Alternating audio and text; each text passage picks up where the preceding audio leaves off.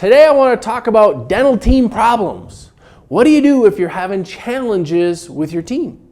And I think that what you're going to find is whenever it comes to content like this, I'm always going to start with the leader and with being introspective, because I think if you aren't willing to look at yourself first, it doesn't matter what you do with the team.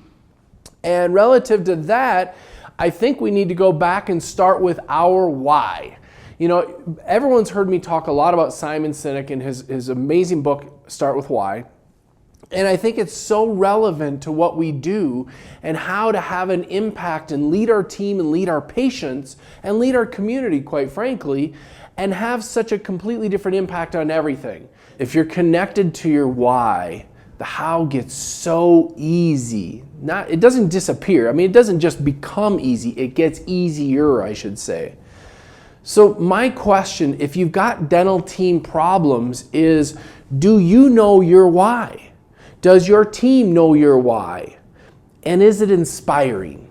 Because if your why is just to go make a buck, and I'm going to, for the sake of illustration, be obnoxious, and just absolutely take advantage of your patients, bilk them for every penny they can so you can get rich, yeah, you'll have dental team problems.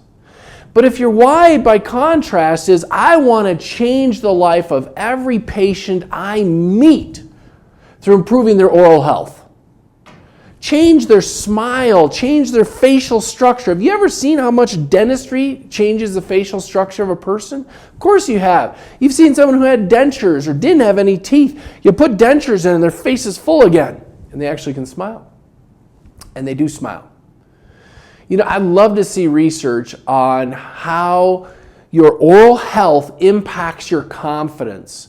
I'd then love to see research on how someone who's confident about their oral health, what their income is compared to somebody who's not.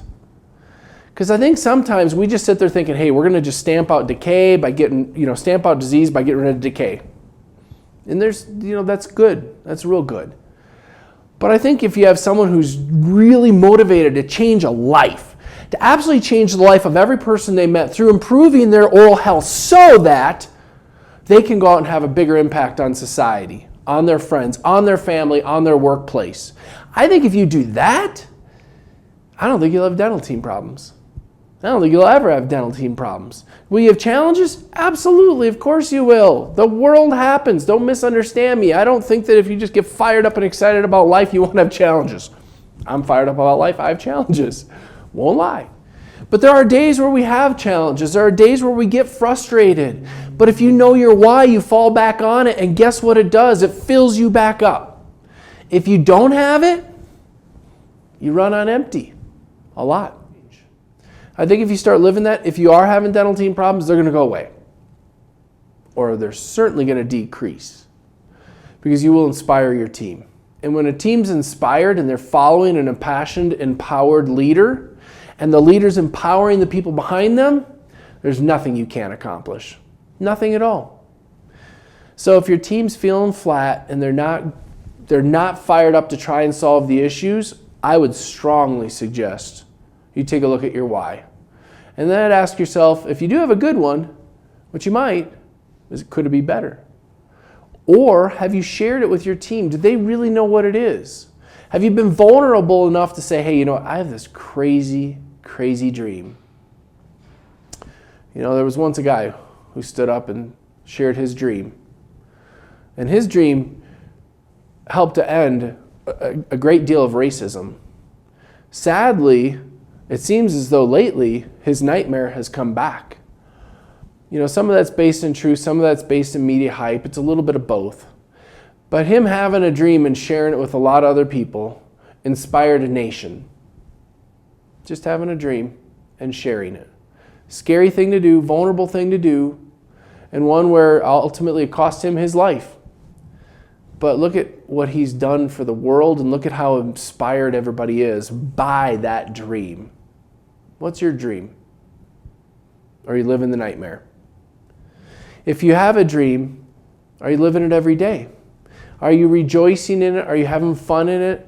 Are you celebrating it? Are you sharing it with your team? When you do have some awesome thing that takes place in the office, does everybody in your team get to see it and hear about it from you?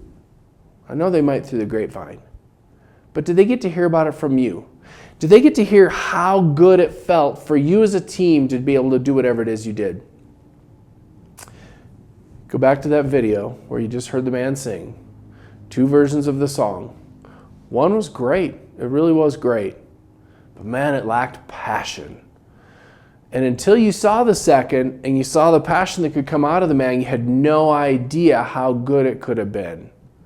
So my question for you is your team seeing how good it could be for you? And if they're not, today's the day to change it. Right now. And I think if you change it and you start living that, you're going to have a lot more fun. Your team issues will decrease. And I'll just bet as a secondary benefit, your profitability gets better too. I hope you've enjoyed the show. I can't wait to see you 8 o'clock next week, Mountain, 10 o'clock East Coast. Till then, go live life with passion and purpose. Thanks for watching.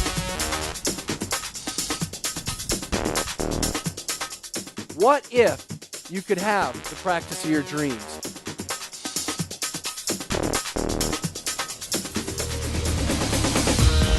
What's holding you back?